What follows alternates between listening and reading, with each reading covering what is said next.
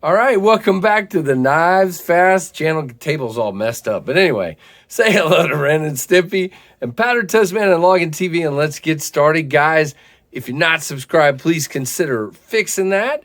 This is the Kizer Begleiter XL. I bought this guy from our friends at White Mountain Knives, 154 CM blade, stonewash, micarta, natural, steel liner, and of course there's a model number and it's 3.9 inches. This is the XL version. Now, these are currently not available. They were $80, and they're currently not available. There will be another run of these probably in, I don't know when you're watching this, so just keep an eye out.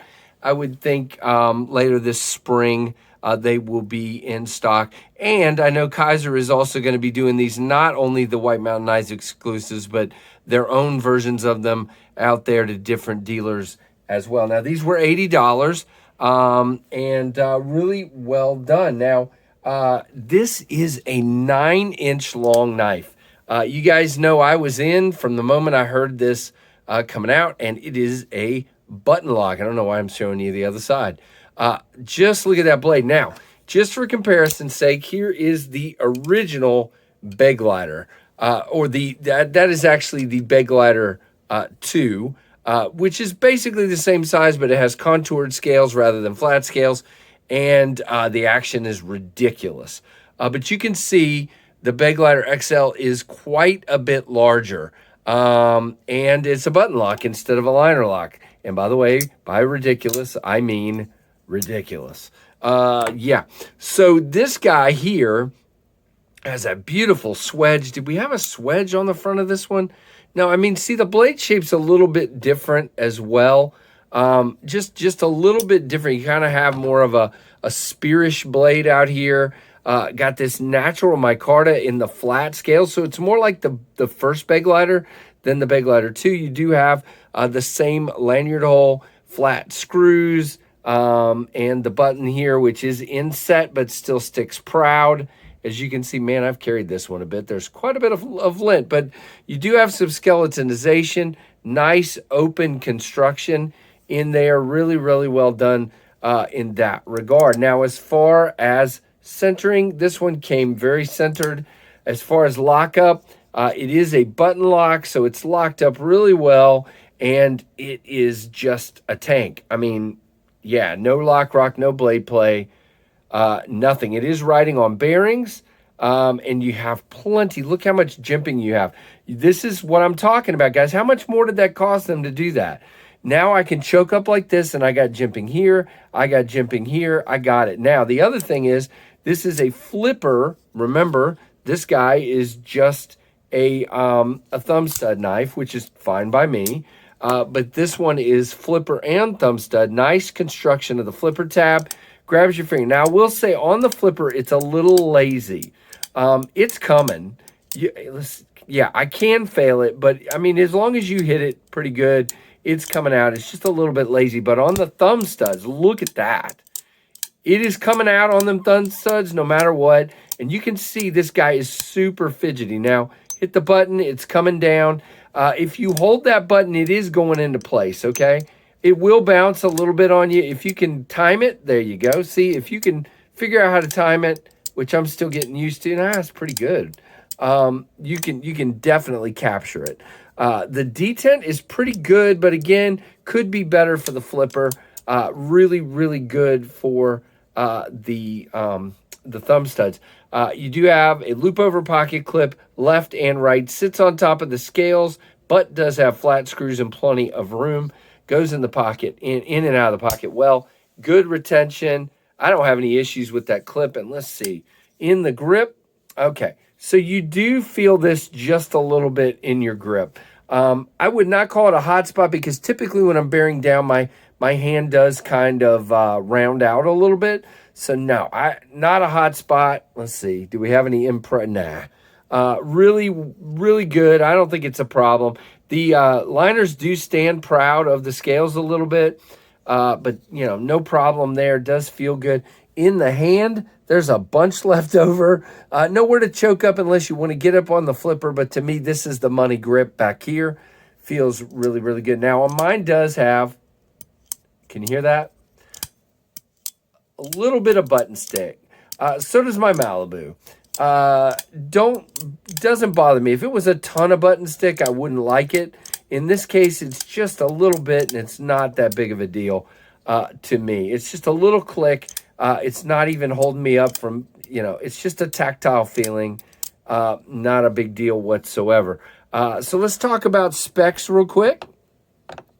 Let's set this guy up there. This one is 9 inches overall, has a 4-inch blade, which I love. 154 cm. It's 0.125 or 3.18 millimeters. Guys, you know that's a good thickness for me. Really, really nicely done. I love that a lot. All right, stay put.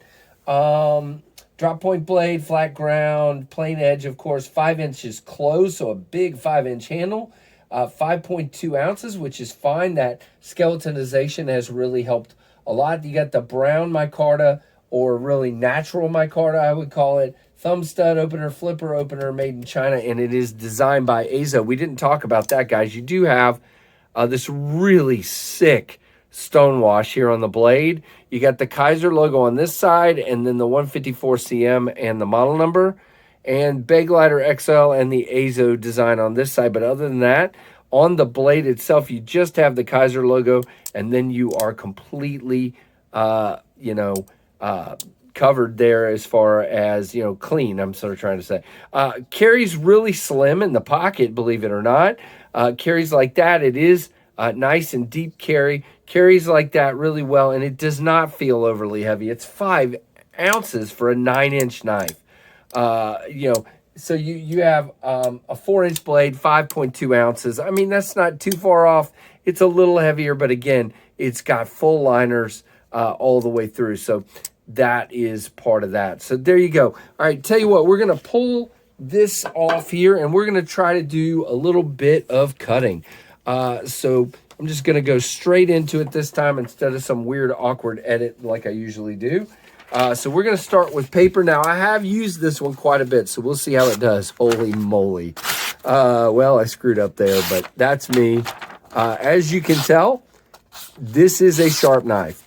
It is so much fun. I'm just going to cut the whole piece of paper down. No, not really, because now I'm screwing it up. You guys know I'm not really good at this. But anyway, you get the point. It's a sharp knife. We'll leave that paper out there. So as far as cardboard, I have done a little bit of this. Let's see if I can get it in the frame here. Look at that. Just guns through the cardboard. Oh, man. Look, I mean, just really good. All right, so let's clear a spot here. And we're going to do some draw cuts here.